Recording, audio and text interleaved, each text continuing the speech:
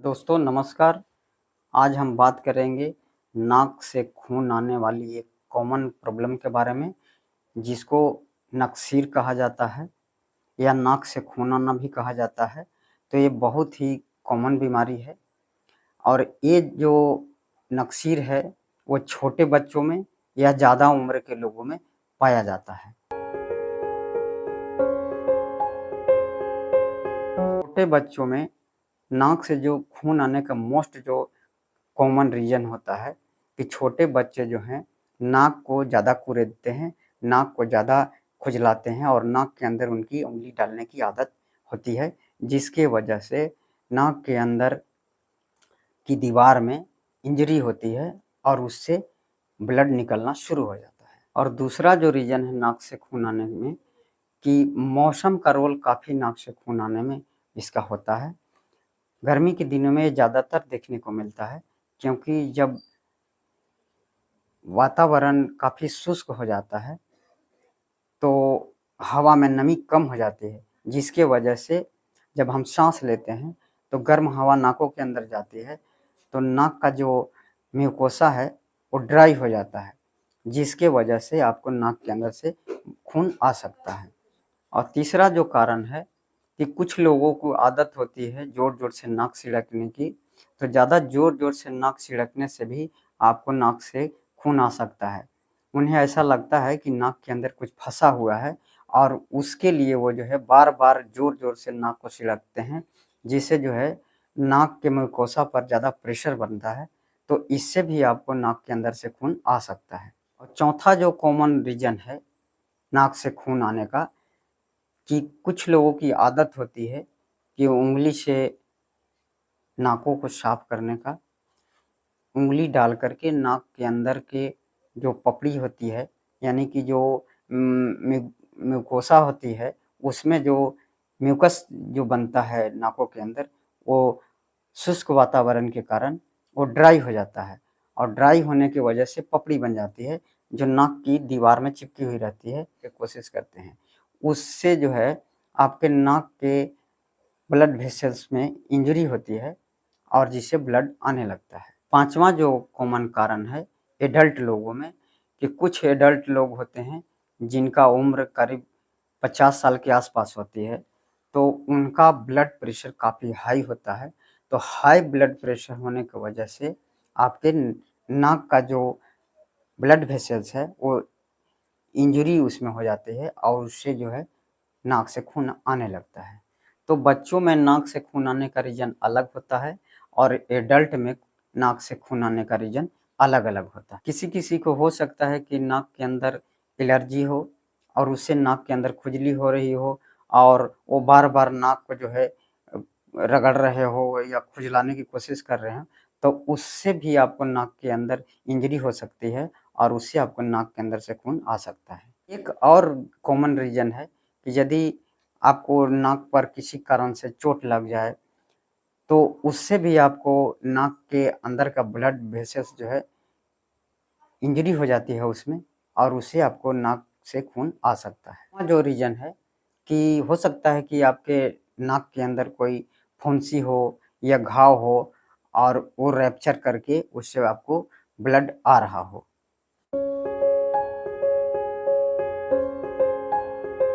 तो यदि नाक से आपको खून आ रहा हो, तो सवाल आता है कि हम उसको रोकें कैसे? तो जब भी आपको नाक से खून आ रहा हो, तो काफ़ी लोगों को देखा जाता है कि नाक से जब खून आने लगता है, तो वो झुक करके नाक से खून को बहने देते हैं। तो आपको ऐसा नहीं करना है। आपको जब भी नाक से खून आने लगे, तो आपको जो सबसे पहला काम करना है कि आपको ये 2 उँगली से जो है नाक को कस करके दबाना है और कस करके दबा करके आपको कम से कम 2 मिनट तक दबाए रहना है। तो और उस दौरान आपको मुँह खोल करके मुँह से साँस लेना है और नाक को दोनों उँगली से दबाए रखना है। तो जब आप 2 मिनट तक नाक को दबाए रखेंगे और मुँह खोल करके साँस लेते रहेंगे, तो उस 2 मिनट के अंदर आपका नाक से खून आना बंद हो जाएगा और नाक का जो ब्लड वेसल्स रप्चर हुआ है, वहाँ क्लॉटिंग हो जाती है और आपको खून निकलना बंद हो जाता है। और दूसरा जो काम करना है, यदि आपको नाक से ब्लड आ रहा हो तो आपको ठंडा पानी या बर्फ की पानी से आप नाकों को सेकैया करें।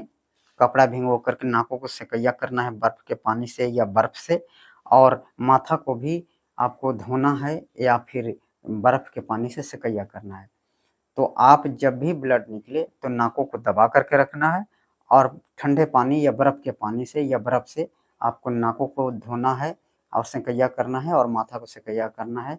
इससे जो है बहुत जल्दी ब्लड जो है नाक से निकलना बंद हो जाता है। आपको जब भी नाक से ब्लड निकले तो आपको उसी समय जो है फ्रीजर के पानी या बर्फ के पानी से आपको नाकों की सेकैया करना है, धोना है और माथा को धोना है और नाक को जो है दोनों उँगलियों से दबा करके 5 मिनट तक रखना है। वैसा यदि करते हैं तो करीब-करीब 80% लोगों को तुरंत वहीं नाक 2 मिनट के अंदर से ब्लड निकलना बंद हो जाता है।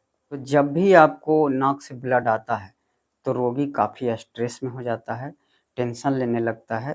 तो जब भी स्ट्रेस में होगा तो उनका ब्लड प्रेशर बढ़ जाएगा और जब ब्लड प्रेशर बढ़ेगा तो उनको नाक से खून निकलने का चांस ज़्यादा बढ़ जाता है। तो आपको स्ट्रेस नहीं लेना है। तो आपको जब भी नाक से ब्लड निकले तो आपको घबराना नहीं है, स्ट्रेस नहीं लेना है। नाकों को दोनों उँगलियों से दबा करके 2 मिनट रखना है, आइस पैक से सेकैया करना है और मुँह खोल-खोल करके साँस लेते रहना है। आप यदि ऐसा करते हैं तो 2 से 5 मिनट के अंदर आपका नाक से ब्लड निकलना बंद हो जाता है और आपको नाक की ब्लीडिंग रुक जाती है। अगर ये सब करने के बाद भी यदि आपको नाक से ब्लीडिंग नहीं रुक रही है, तो आप नज़दीकी किसी भी ईएनटी डॉक्टर से जाकर के दिखाइए। डॉक्टर आपको नाक का एग्ज़ामिन करेगा, एग्ज़ामिन करने के बाद उसे जिस तरह की फाइंडिंग मिलेगा, जिस तरह के डायग्नोसिस होगा, उस तरह के वो प्रॉपर ट्रीटमेंट करेगा। एडल्ट पेशेंट में नाक से जब भी ब्लीडिंग आती है, तो उनका मोस्ट कॉमन रीज़न होता है ब्लड प्रेशर हाई होना। तो यदि नाक से ब्लीडिंग हो रहा हो और ब्लड प्रेशर हाई हो, तो ब्लड प्रेशर की वजह से ही ब्लीडिंग हुआ है। तो यदि ब्लड प्रेशर बढ़ा हुआ है, तो ब्लड प्रेशर कम करने की दवाइयाँ आपको लेना पड़ सकता है, आपको ट्रीटमेंट उसका लेना पड़ सकता है। तो आपको आपका डॉक्टर जो एडवाइस दे, जो सलाह दे, उसे फॉलो करना होगा। यदि हाई ब्लड प्रेशर की वजह से ब्लीडिंग हो रहा है, तो आपको ब्लीडिंग कंट्रोल करने के लिए आपको ब्लड प्रेशर कंट्रोल करना होगा। उसके लिए आपको लाइफ़स्टाइल चेंज करना होगा, ताकि जो नाक से ब्लीडिंग हो रही है, उसे रोका जा सके। तो दोस्तों, ये था हमारा आज का टॉपिक। नाक से यदि ब्लीडिंग हो रहा है, तो उसका कारण क्या है? उसको डायग्नोस कैसे करते हैं? और उसका प्रॉपर ट्रीटमेंट कैसे करते हैं? और उसका बचाव कैसे करना है? तो उम्मीद है कि आपको पूरी जानकारी मिल गई होगी। तो यदि अभी तक मेरे चैनल को सब्सक्राइब नहीं किए हैं, तो मेरे चैनल को सब्सक्राइब कर लीजिए और यदि वीडियो अच्छा लगे, तो एक लाइक ज़रूर करिएगा। धन्यवाद।